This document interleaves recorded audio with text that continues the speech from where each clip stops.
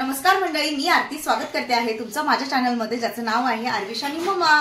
तर मंडळी, काल रात्री काय झालं माहितीये का, मी शनी शिंगणापूर मध्ये होते आणि तिकडे म्हणजे जे शनिदेव आहे त्यांची आरती चालू होती आणि आरती चालू असतानाच माझा फोन हा स्विच ऑफ झाला आणि त्याच्यानंतर मला पुढचं काहीच शूट करायला जमलं नाही. आणि विशालचा फोन आहे तर त्याची पण बॅटरी खूप लो होती, त्याच्यामुळे मग आम्हाला काही जमलंच नाही शूट करायला. पण मी तुम्हाला सांगते की एक्झॅक्ट काय झालं होतं. मोबाईल स्विच ऑफ झाल्यानंतर मग तिकडे आरती वगैरे झाली, देवपूजा वगैरे झाली, त्याच्यानंतर मग दर्शन खूप छान झालं. नंतर आम्ही त्या गाडीमध्ये बसलो आणि परत शिर्डीमध्ये आलो. रात्री मला असं वाटतं एक 8-8:30 वाजता आम्ही शिर्डीमध्ये पोहोचलो. मग शिर्डीमधनं आम्ही थोडं 5-10 मिनिटं थांबलो, काहीतरी नाश्ता वगैरे घेतला आणि लगेच आम्ही नाशिकसाठी बस म्हणजे बस हे विशालनी बुक करून ठेवलेली होती, तर मग ती आम्हाला मिळाली आणि आम्ही लगेच आलो. तर मी आता आलेली कुठे माहितीये, माझ्या काकांकडे. काका म्हणजे मी त्यांना नाना बोलते, खरं तर लहानपणापासूनच आम्ही नाना बोलतो. मी माझ्या एका व्हिडिओमध्ये तुम्हाला सांगितलेलं असेल की मला चुलता आहे, म्हणजे चुलता म्हणजे तेच काका आहेत. त्याच्यानंतर मला आत्या पण आहेत, मला 4 आत्या आहेत, हे पण मी तुम्हाला सांगितलेलं आहे. तर मी आता नाशिक रोड मध्ये आहे माझ्या काकांच्या घरी, म्हणजेच माझ्या नानांच्या घरी. तर मग तिकडे आले. रात्री आरविश खूप रडत होता, आरविश एवढा रडत होता, त्याला तो प्रवासच सहन नव्हता होत. आणि मग घरी आल्यानंतर रात्री त्याला ताप पण आला. मग ताप आला, त्याला औषधं पण नव्हती घेतली मी सोबत. तर मग आता सकाळी उठल्यानंतर मग विशालने त्याला मेडिकलमध्ये औषध वगैरे आणलंय, औषध दिले, थोडं झोपवला, तर आता त्याला थोडं बरं वाटतंय. आणि खरंच लहान मुलं असतात ना सोबत प्रवास, तर खूप, मी याच्या आधी कधी आरविशला घेऊन एवढा प्रवास नाही केलेला, ही पहिलीच वेळ आहे. पण पहिल्याच वेळेचा माझा जो अनुभव आहे ना, तो थोडा कठीण आहे. जे आहे ते तुम्हाला सांगते मी असं नाही बोलणार की हा माझे पोरं खूप म्हणजे माझ्या मुलांना काय त्रास नाही होते, असं तसं सगळं चालू, असं अजिबात झालेलं नाहीये. पहिलीच वेळ आहे आणि पहिल्याच वेळी आरविशला त्रास झाला, त्याला ताप आला. आणि इव्हन त्याची बॉटलचं दूध असतं सोबत, ते दूध पण किती वेळ टिकणार ना. मी थर्मासमध्ये दूध घेतलेलं, छोटी बॉटल आहे दुधाची, ती पण घेतली. आणि काल मी ज्या हॉटेलमध्ये दुपारी स्टेला होती तिथनं पण मी दूध गरम करून घेतलं होतं, पण ते पण किती काळ टिकणार, ते दूध पण खराब झालं. आणि प्रवास 2-2 अडीच तासाचा कंटिन्यू प्रवासच चालू, दूध खराब झालं होतं. मग रात्री इकडे पोहोचल्यानंतर नानांना कॉल करून सांगितलं होतं की दूध घेऊन या म्हणून, त्याच्यासाठी त्याला डेअरीतनं दूध आणून ठेवलं होतं नानाने. मग गरम केलं, त्याला दूध पाजलं व्यवस्थित. वरण भात तर नाहीच खाल्ला, ताप आलेला आहे त्याच्यामुळे नाही खाल्लं त्यांनी. पण मग मी माझे पुढचे काही प्लॅन आहेत ते थोड्या वेळासाठी स्टॉप म्हणजे थांबवले. जेव्हा आरविश असं व्यवस्थित बरं वाटेल त्याच्यानंतरच म्हणजे मला काही अजून ठिकाणी जायचंय तर तिकडे जाईल मी. तर असं माझं चालू आहे. पण आता आरविश खेळतो, मी तुम्हाला दाखवते.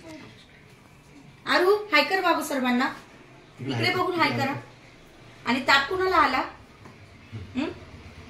आरविशला ताप आला आरविशला. कसं आहे, नाशिकमध्ये ना थंडी आहे आणि थंडी आहे, गार वारा आहे, त्याच्यानंतर कंटिन्यू आपल्या बाहेर फिरणं होतंय. गाडीमध्ये असलं तर अजून जास्त वारा लागतो. यामुळे मला असं वाटतं आरविशला आणि आरविशची झोप पण नाही झालेली, त्याच्यामुळे आरविशला ताप आला होता. पण रात्री तो झोपला व्यवस्थित, त्याने औषध दिलं तर फ्रेश वाटतंय. तर बघूया आता पुढचा प्रवास कसा होतोय, काय होतंय. पण मी तुम्हाला माझ्या नानांचं घर दाखवते आणि माझ्या फॅमिली मेंबर सोबत तुमची ओळख करून देते. तर या नानी किचन मध्ये काय करतात ते बघू आपण. आणि आम्ही येतो. तर हे आहे आमचं किचन नानींचं. एवढीच आहे का? तर नानी हाय करा. हाय. नानी एवढा कॅमेरा फ्री नाहीयेत, पण बघू आता काय बनवताय नानी. आता वांग्याची भाजी बनवताय. इकडे भात घातलेला आहे. सकाळी नानींनी एवढा छान चहा बनवून दिला होता मला, जसं मला आवडतो तसं त्यांनी मला चहा बनवून दिला होता. आणि इकडे वांग्याची भाजी बनवताय, तुम्ही इकडे बघू शकता. बघा, भरून वांगी करतील त्या आणि बटाटे पण आहेत त्याच्यासोबत. बाकी इकडे हा माझा लहाना भाऊ, इकडे हा माझा लहाना भाऊ आहे. तू इकडे ये रे समाधान, ये. आणि हा मोठा, म्हणजे नानांना माझ्या 4 मुलं आहेत, 2 मुली आहेत, 2 मुलं आहेत.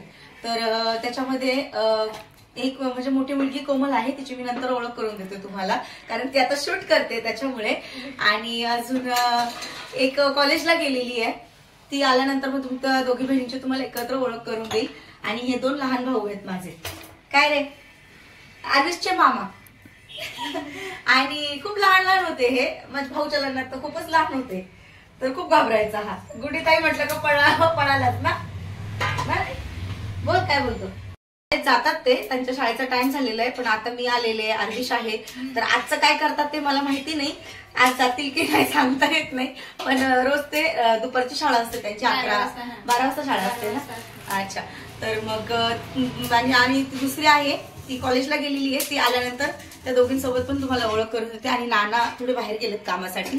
तर हे आहे माझं माहेरच बोला तुम्ही, हे माझं दुसरं माहेर. एक ते इगतपुरीला तुम्ही पाहिलेलं आहे आणि एक हे माहेर आहे. तर हे तुम्ही माहेर एक माझं बघू शकता. घर दाखव, इकडे बघू शकता तुम्ही डॉक्टर बाबासाहेब आंबेडकरांचा गौतम बुद्धांचा फोटो आहे. आणि इकडे जर बोलाल तर या माझ्या आजी आहे. माझ्या आजी आहेत या, माझे आजोबा आहेत, वारलेले आहेत ते 2019, म्हणजे मम्मी वारायच्या 1 वर्षात आधी माझी आजी वारली. आणि बाबा तर मी 2008ला, म्हणजे मी शाळेत होते तेव्हा बाबा वारलेले आहेत माझे. तर असं नऊवारी साडी, त्याच्यानंतर डोक्यावर पदर, कुंकू आणि नथ, नाकामध्ये असं रुबाबात असायची. अक्षरशः तिच्याकडे बघितलं ना, हा असं वाटायचं एक परफेक्ट एकदम महाराष्ट्रीयन लेडी असं तुम्ही बोलू शकता.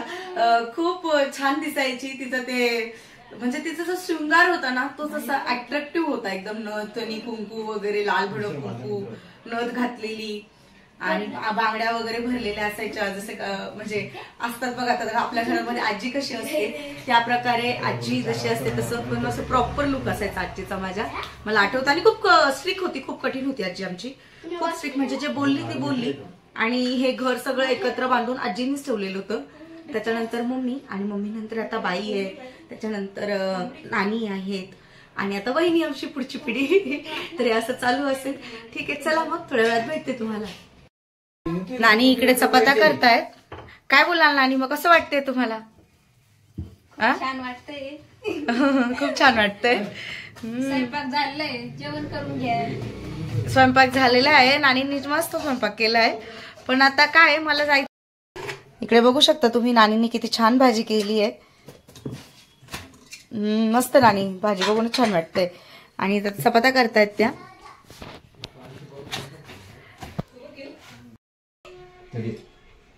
नानीच्या पाया पडतोय तो. तर मंडळी, नानीचं आणि माझं नातं कसं आहे हे तुम्हाला मी सांगण्यापेक्षा नानीच सांगतील की आम्ही कसं राहतो. आज मला म्हणजे मी लहानाची मोठी यांना सगळ्या म्हणजे यांच्या समोर झालेली आहे. यांनी मला यांनी मला लहानपणापासून पाहिलेलं आहे मी, म्हणजे नानींनी नानांनी. तर मग नानी कसं आहे? खूप छान वाटतंय. खूप दिवसानंतर आले. आणि त्याला जरा ताप होता थोडा, आता जरा बरं वाटतंय, खेळतोय. नानी ना रात्र म्हणजे ना सारख्या येऊन उठून बघत होत्या की ताप उतरलाय की नाही. म्हणजे जवळजवळ त्या ना आम्हाला सारखा आवाज येत होता, काय ग बाई झोपलाय का, ताप उतरलाय का, आणि दूध गरम करून देऊ का. नानींचं सतत ते चालू होतं, सतत काळजी करत होत्या. मी रात्री आले तेव्हा झोपलेला होता तो, सकाळी उठून पहिले त्याला पाहिलं. तेच ना, पहिल्या बर्थडेच्या वेळेस होते. हा, पहिल्या बर्थडेच्या वेळेस नानी होत्या. आणि मग आता सेकंड बर्थडे, मग तेच. बाकी काय, आर्विशला खूप लाड करतायत. आणि माझे दोन्ही भाऊ शाळेत नाही गेले, म्हणजे नाही जाणार आम्ही शाळेत, आम्ही घरीच थांबतो. असं आज नाही गेले ते शाळेमध्ये, कारण त्यांची मोठी बहीण आली खूप दिवसानंतर. कारण तिचे मम्मी पप्पा यायचे ना, तर ते असे सगळे मुलं, म्हणजे माझे 4 मुलं आहे, मला 2 मुली 2 मुलं. ते हिचे मम्मी पप्पा आले का ते वाट पाहत राहायचे. हो ना, मम्मी कधी मोठी आई. ऍक्च्युली माझ्या मम्मीला ते मोठी आई बोलायचे. आणि म्हणजे रस्त्यावरती ते थांबून राहायचे की मोठी आई कधी येते, मोठी आई कधी येते. जशी तिकडनं मम्मी दिसली की पोरा ना असे म्हणजे पळतच जायची तिकडे मम्मीकडे ना. नानी हा, रडू नका रडू नानी. मम्मीच्या आठवण येते, मम्मीच्या आठवण काढून रडताय. पण काय करणार, काहीच करू शकत नाही. मम्मी होते पण नव्हतं तशीच. नाना काय, नाना रडतात माझे मम्मीच्या आठवणीने. तर आता काय करणार, जे झालं त्याचं काहीच नव्हतं व्हायला पाहिजे. नानी असं नव्हतं व्हायला पाहिजे. खूप चुकीचं झालं. कारण मम्मीचा हात फक्त आमच्या तिघांवरतीच नव्हता, हे 4 पोर सगळ्यांवरती. तिच्या नंदा, तिचे दीर, त्याच्यानंतर तिच्या बहिणी, सगळ्यांकडे तिचा हात, सगळ्यांकडे लक्ष, सगळ्यांसाठी ती उभीच असायची. म्हणजे तिला कोणती गोष्ट असेल तर ती पहिली असायची का नाही हो. मेन घरातला म्हणजे आमचा तो बोलतात ना आधारच तो होता सगळ्यांचा. सगळ्यांपेक्षा ते मोठे पण होते आणि चांगले समजदार, सगळ्यांना समजून घ्यायचे. आता तिचे पप्पा आहे, तिच्या पप्पानी बी सगळ्यांना समजून घ्यायचं, हेच मला बोलायचं.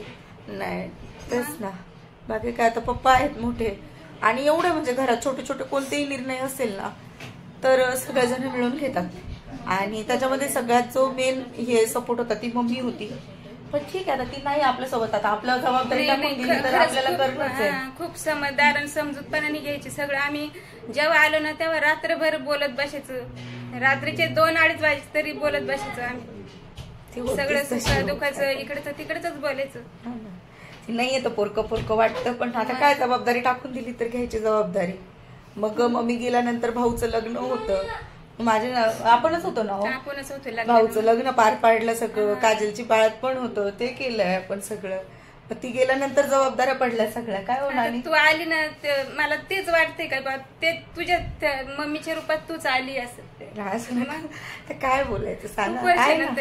तिने आपल्याला सगळ्यांना एकत्र ठेवलं, आपण असंच सगळेजण एकत्र राहू. तिची शिकवण असते ती आपल्याला. ठीक आहे, चला मंडळी, नका रडो तुम्ही. आहे ना मी आहे ना, तुम्हाला कधीच कमी नाही वाटू देणार ना. आपल्या पोरींच्या लग्नात कशामध्येच तुम्हाला कमी नाही वाटून देणार, कोणीच नाही. आपले आहेत सगळे एकत्रच, असंच राहायचं, बसतं, नका रडू. चालेल मंडळी, थोड्या वेळात भेटते मी तुम्हाला. मंडळी, ह्या 2 माझ्या बहिणी आहेत, माझ्या काकांच्या मुली. हिचं नाव कोमल आहे, ही मोठी आहे सर्वांमध्ये, आणि नंतर मग ही अक्षरा आहे छोटी. तर आता कॉलेजला आहे दोघी जणी पण, आणि शिक्षण चालू आहे दोघींचं, आणि मस्त कॉलेजला जातात, घरी येतात. त्याच्यानंतर नानी पण कामाला जातात, तर मग घराची जबाबदारी हिच्यावर जास्त असते मोठीवरती. नंतर आरविश मला असं वाटतं 2 ते 3 महिन्याचा होता तेव्हा ही माझ्याकडे आली होती आणि हिने मला खूप मदत केली. हिच्या भरोशावरती असं बोलाल ना की डिलिव्हरीमध्ये जो आराम पाहिजे ना तो या पोरीने मला दिलेला आहे. मला ती बोलायची, गुड्डीताई तू झोप, तुझी हालत किती खराब झाली आहे. आम्हाला पहिल्याची गुड्डीताई बघायची आहे, म्हणजे माझं लग्नाच्या आधीची. नंतर पहिले मी तशी राहायचे ना तशी मला गुड्डीताई बघायची आहे, ती मला बोलायची नेहमी ना.